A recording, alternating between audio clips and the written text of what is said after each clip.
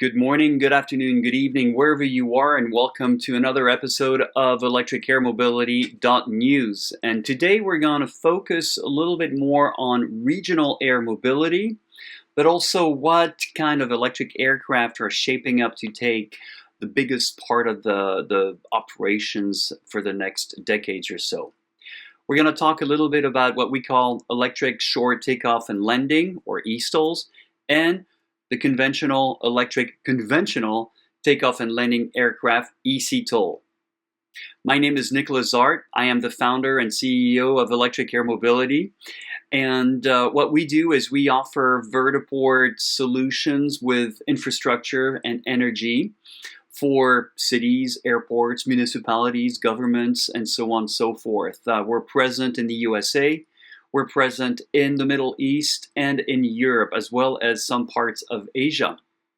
So going back to our article today, it's called the Rising Stars of Advanced Air Mobility. Don't you love SEO? It's wonderful.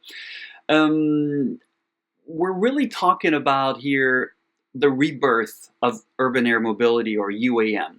So for those of you who might not know, UAM is nothing new. It started in the 1950s, very early 1950s in the USA, right after the USA had finished its network of highways that connected a lot of cities together.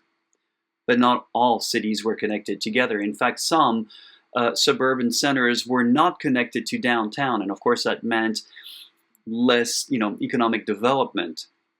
At that time, around the 1950s, after World War II, helicopters were becoming an increasingly important part of the aviation industry. It was fairly new, about 20 years, but the developments were very promising. And what was more promising than taking off straight, flying, and then landing off horizontally? And that really was good because it was also seen as a way to enable urban air mobility, meaning from a small city or town to a big city center. Now, all of this was really smart and made a lot of sense on paper, except for one thing. Helicopters never really came down in price. In fact, they became more and more sophisticated, which raised the price of buying a helicopter, maintaining it, so maintenance and everything, and of course, overall operations. So sadly enough, these helicopters were never able to do what they were intending to do, which was to carry 4 to 5 to 10 people from a town center to a city center in an affordable way. Now, more or less, we've had UAM since then, and it probably peaked in the 1970s, but one big accident in New York City, and we really haven't seen all that much. It's also interesting to know that the vast majority of heliports in the USA, heliports are where helicopters operate, kind of where airports are for airplanes. The vast majority of heliports in the USA are private. So the FAA has nothing to do with it if it's private. They depend on the DOT, the Department of Transportation. I think there are about 2 or 3 public heliports in the USA.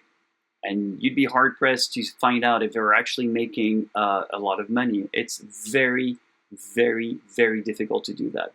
So fast forward, late 1990s, electric air mobility is picking up. By the mid-2000s, we're flying between France and England. And of course, somewhere along the line, I happen to switch from, covering mostly electric vehicles in 2007 to 2014 to 2014, I switch over completely to electric air mobility. Back then, we didn't even call it advanced air mobility. It was electric air mobility. We talked of UAM because UAM was really most of everything the technology then could handle. And when we mean by technology, we are talking about battery energy density, which, by the way, amazingly enough, since the 1990s, battery density energy has always shrunk, meaning more energy per given weight and volume, and the price has become always more affordable. And that's something that doesn't happen in the fossil fuel world, whereas the BTU stays the same. Same thing with hydrogen. So around 2014, I switched over. I was a consultant and a journalist in the electric mobility industry, but I really started focusing on what I now call electric air mobility, which is a part of advanced air mobility. And if you're in Europe, what do we call it, innovative air mobility. Somewhere along the lines where we're always talking about eVTOLs. And eVTOLs are the modernized versions of helicopters. Instead of one big rotor, they have many propellers. And they just take off like a helicopter, fly horizontally like a helicopter, and land like a helicopter. Now, of course, in real life, nobody really flies like that, right? In real life, a helicopter comes down and then hovers for about less than a minute and then lands. And the reason is you don't want to use all that energy for that. You want to glide as much as you can and then touch down. So eVTOLs will do the same thing. We're not going to see a lot of eVTOLs rise to 500 meters or 500 feet. That would be an incredible waste of energy. They're going to land at a slope, hover, and touch down. Same thing for taking off. They're going to just take off a few meters in the air, a few feet in the air, and then start to climb up at a slope. But another segment of the industry that was thankfully being developed, and also one of the reasons why NASA came up with the term advanced air mobility, is now we're moving beyond urban air mobility. If urban air mobility is really air mobility within a city, worst case scenario from an airport to a city center, when it comes to city, we're talking about regional air mobility. And this is already happening. It happens a lot with smaller aircraft, traditionally ATRs or bombardiers and even what do they call Embraers. These are smaller aircraft, usually about no more than 100 seats, and these guys are great for city to city, small traffic, maybe an hour worth of flight.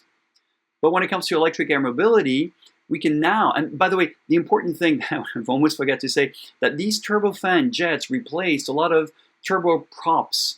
And because they were deemed more economical to run, because, well, they can fly faster, higher, so on and so forth. But these turboprops are actually pretty efficient.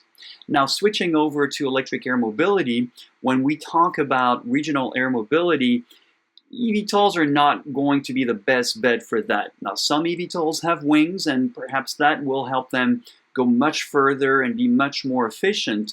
But when it gets to, let's say, connecting Boston to New York, Los Angeles to San Francisco, Paris to Brussels, these kind of places, now you really need a pair of wings, and ideally you just need to have a sort of an airplane configuration. In electric terms, these are called eSTOLs or eCTOLs. And the difference is very simple. An eSTOL takes off on a very short runway, about 150 feet, less than 50 meters, and can land on an even shorter distance. Now, they can carry greater payload than an eVTOL can because they have wings, they're a little bit more efficient, and of course, more passengers. But eCTOLs are, perhaps they don't take off on such short runways. They take off just like a regular airplane. They can carry much heavier loads and carry more passengers, and ultimately can fly further. So these two types of aircraft, eCTOLs and eSTOLs, are shaping up to really revolutionize travel between cities, like I said, New York to Washington, D.C., Los Angeles to San Francisco, maybe Tokyo to Osaka, so on and so forth. And I'm pointing out two companies that are very interesting in both of these segments. One I've already previously written about, and that's Electro.aero, and you can see it in the article, which I'll link to below here. You can read about it. It's a really incredible concept of blown lift, and what it does is that, wings have flaps behind, right, on an airplane. Well, these flaps really come down a heck of a lot, probably even more than a traditional airplane. The propellers that are mounted on the front of the wings blow that air under the wing, below the wing, almost at a 45-degree angle, which gives it more lift, more portance. So, of course, these airplanes can take off very quickly, and same thing, slow down so much that they can land on a very, very short runway. Please read the original article. I can give you more of the details there. Another thing that's happening in both of those industries, whether we're talking about eCTOLs or eSTOLs in the regional air mobility industry, is of course hybrid technology, which of course also influences UAM and eVTOLs, and that's the capacity to bring on a thermal engine or a fuel cell.